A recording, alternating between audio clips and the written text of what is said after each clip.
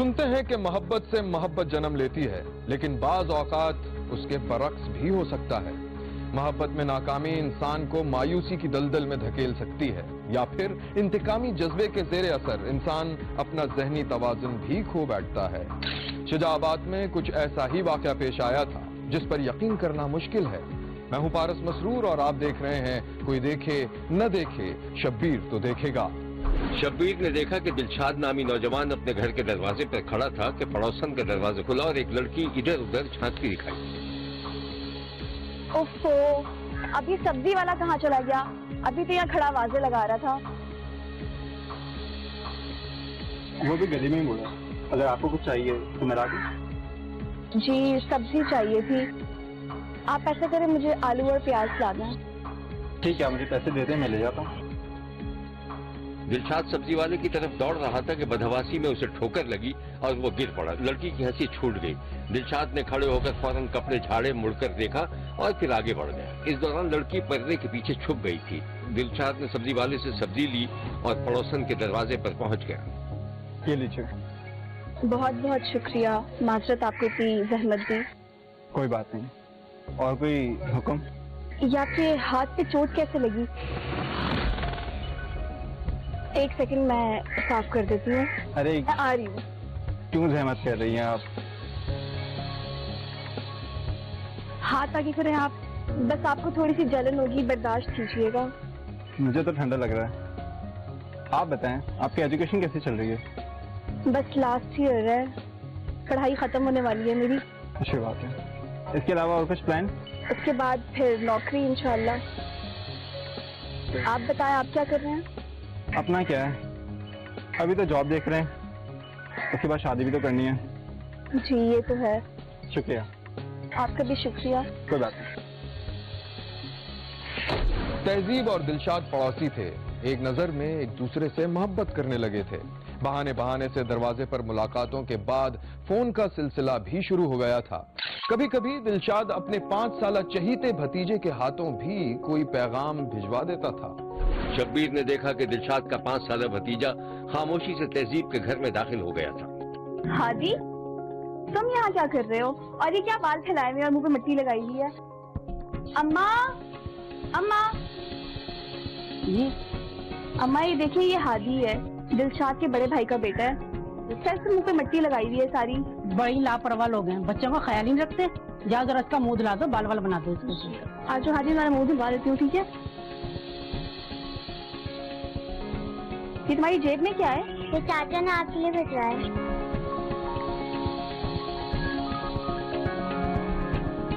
तहजीब ने पर्चा खोलकर देखा तो उस पर दिल बना हुआ था और कागज से खुशबू आ रही थी।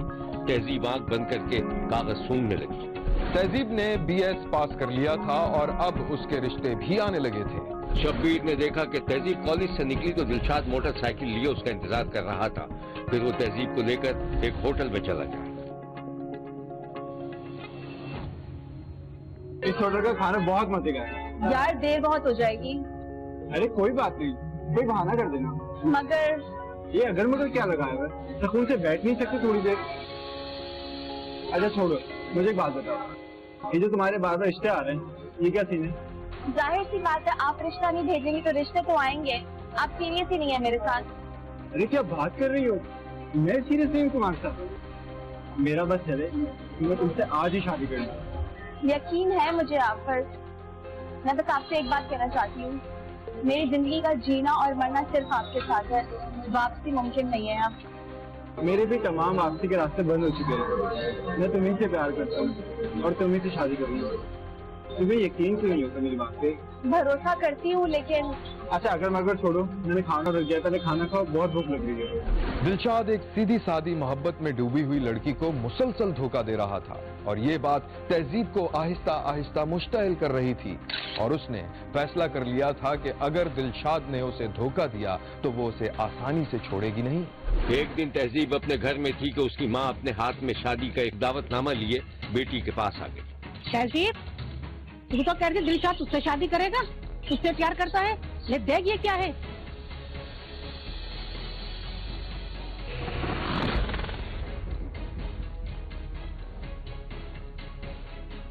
अब अब किसको फोन मिला रही है? अम्मा एक सेकंड सब्र तो करो। तहजीब ने दावतनामा देखा तो उसका रंग उड़ गया और वो दिलशाद को फोन मिलाने लगी।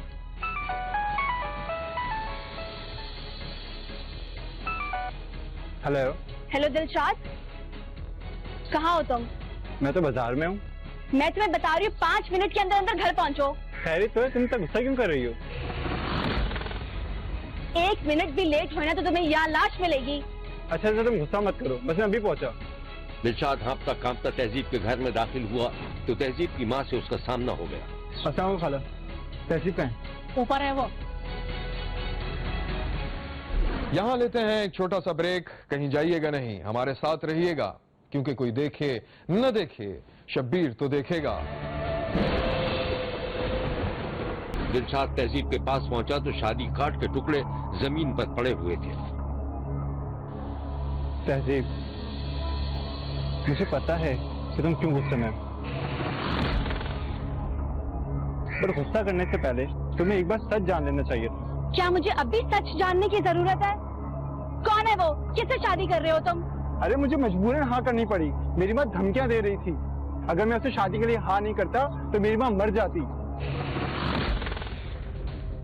तुम मुझे भरोसा करो, शादी के अगले दिन ही मैं उसको तलाक दे दूंगा। मैं तुमसे प्यार करता हूँ, तुम ही से शादी करूंगा यार। मैं तुम्हें बता रही हूँ, तुम आज ही जाके उससे इनकार करोगे।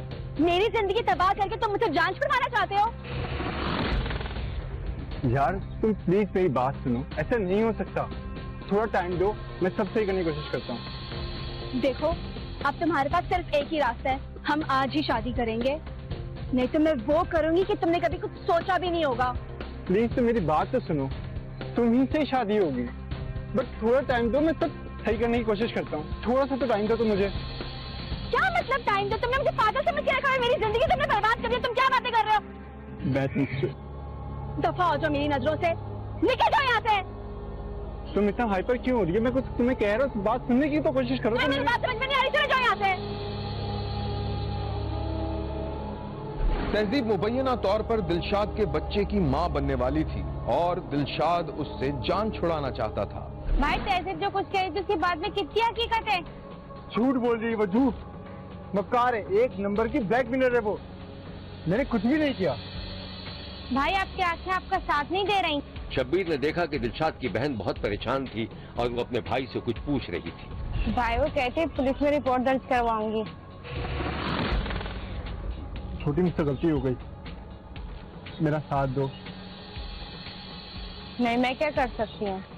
जाओ तुम उसे जाके समझाओ कि वो ऐसे ना करे। मैं तो शादी करने के लिए भी तैयार हूँ।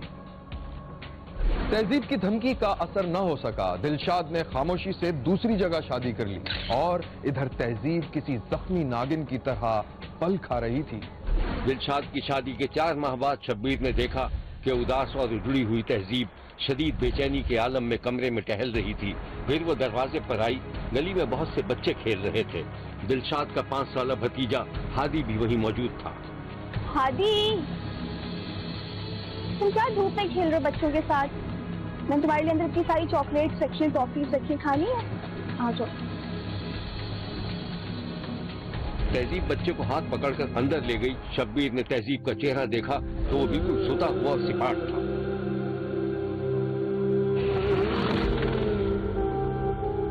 कुछ रोज तहजीब ने मोहब्बत में नाकामी और अपनी तजलील का बदला लेने के लिए दिलशाद के 5 साला मासूम भांजे हादी को तशद्दुद और गला दबाकर हलाक कर दिया और उसकी लाश भाई की मदद से ठिकाने लगा दी थी। पुलिस ने बच्चे की लाश बरामद करके तहजीब और उसके भाई को गिरफ्तार कर लिया।